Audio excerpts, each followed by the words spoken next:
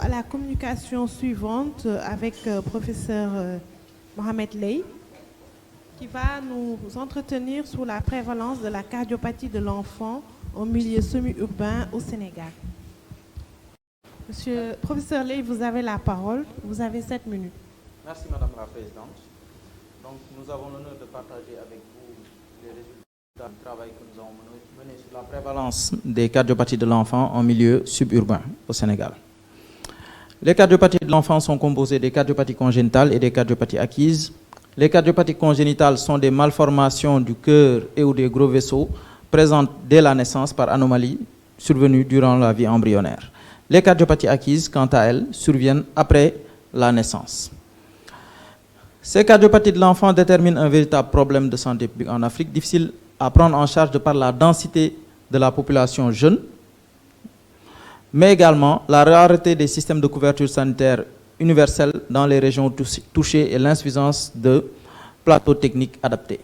Comme vous le voyez, cette carte du monde qui montre la répartition de la population dans le monde selon l'âge, les zones en bleu correspondent aux zones où on a le plus grand nombre de populations jeunes.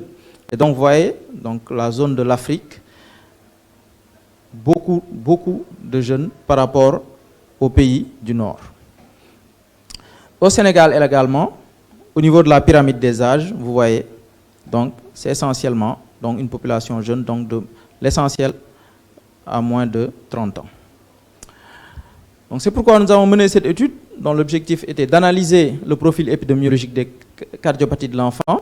Nous nous sommes également fixés comme objectif spécifique d'étudier les différents types de cardiopathies selon l'âge et le sexe, d'évaluer le retentissement sur la croissance somatique au niveau du service de cardiologie de l'hôpital de Ndamatou de Touba, qui est à 190 km de la région de Dakar. Donc, comme vous le voyez ici, donc c'est au centre du pays, donc au niveau de la région de Diourbel.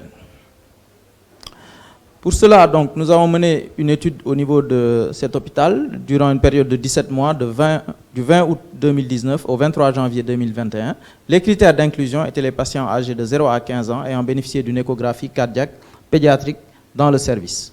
Il faut savoir que c'est un service où il y a un cardiologue adulte et donc on faisait régulièrement des missions pour aller faire des échographies cardiaques de dépistage. Donc n'ont pas été inclus les enfants qui avaient une échographie cardiaque normale ou faite en dehors de cet hôpital. Nous nous sommes intéressés à l'âge au moment de l'échographie, le genre, les paramètres anthropométriques, l'indication, les résultats de l'échodoppler cardiaque.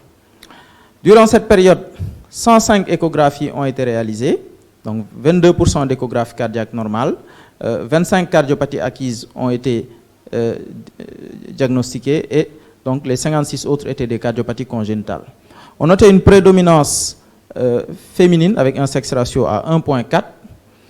Concernant les tranches d'âge, pour les cardiopathies congénitales, c'est la tranche d'âge entre 1 et 6 mois qui était la plus fréquente. S'agissant des cardiopathies rhumatismales, c'est les enfants de 10 à 15 ans, donc qui représentaient la moitié de notre population. Pour ce qui concerne les indications de l'échographie cardiaque, donc, sur le bulletin, donc, c'était noté cardiopathie rhumatismale, donc, souffle cardiaque dans environ 17% des cas, détresse respiratoire dans environ 19% des cas, donc, ou alors suspicion de cardiopathie congénitale dans 17% des cas. Donc c'était les principales raisons de prescription de cette échographie cardiaque. Outre ces trois principales causes, nous avons également le bilan polymalformatique qui était retrouvé dans environ 15% des cas. À l'échographie cardiaque, ce sont les cardiopathies non cyanogènes qui étaient les plus fréquentes, notamment la communication interventriculaire dans environ 25% des cas, suivi de la communication interventriculaire dans à peu près les mêmes proportions, autour de 24% des cas, puis persistance du canal artériel et du canal atrioventriculaire. Après les cardiopathies non cyanogènes de type shunt gauche-droit, venaient les obstacles, les cardiopathies par obstacle, soit donc obstacle du cœur gauche à type de sténose aortique ou obstacle du cœur droit à type de sténose pulmonaire. Concernant les cardiopathies cyanogènes, non cyanogènes les moins fréquentes, la CIA, donc comme je vous l'ai dit, était retrouvée dans 25% des cas, et dans ces CIA, c'était essentiellement des CIA de type ostium secondum, qui, on le sait, est le type anatomique le plus fréquent. Voici un exemple. Donc, il s'agit d'une échographie cardiaque transthoracique en parasternal petit axe, ici en mode 2D, et donc sur l'autre image en mode Doppler couleur. Donc, vous voyez donc, le septum interauriculaire. Donc, on a ici un défect au niveau de la cloison interauriculaire, donc partie postérieure du cœur, aorte, ventricule droit. Donc, on a un défect au niveau de la cloison interauriculaire avec un shunt gauche-droite au Doppler couleur.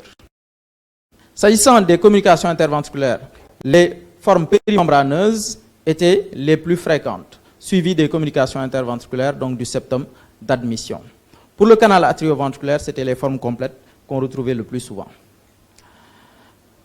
Il y avait un retentissement des cardiopathies congénitales à l'échographie cardiaque avec une dilatation des cavités gauches principalement, une hypertension pulmonaire dans 16% des cas et une croissance somatique qui était ralentie avec une malnutrition aiguë sévère chez 23% des enfants et modérée dans 7% des cas. Les pathologies associées étaient essentiellement représentées par la bronchiolite, le syndrome polymalformatif et une trisomie 21 dans 50% des cas. S'agissant des cardiopathies acquises, donc comme on l'a dit, elles étaient essentiellement dues à des cardiopathies rhumatismales avec en tête de peloton l'insuffisance mitrale suivie de l'insuffisance aortique. Le retentissement montrait un retentissement essentiellement sur les cavités gauches et également un ralentissement de la croissance somatique dans 12% des cas. En conclusion, en milieu suburbain, les cardiopathies de l'enfant sont dominées par les cardiopathies congénitales. Les affections rhumatismales restent la première cause de cardiopathie acquise.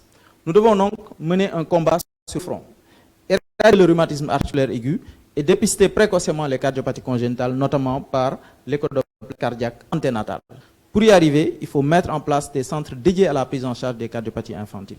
Merci de votre attention. Merci beaucoup.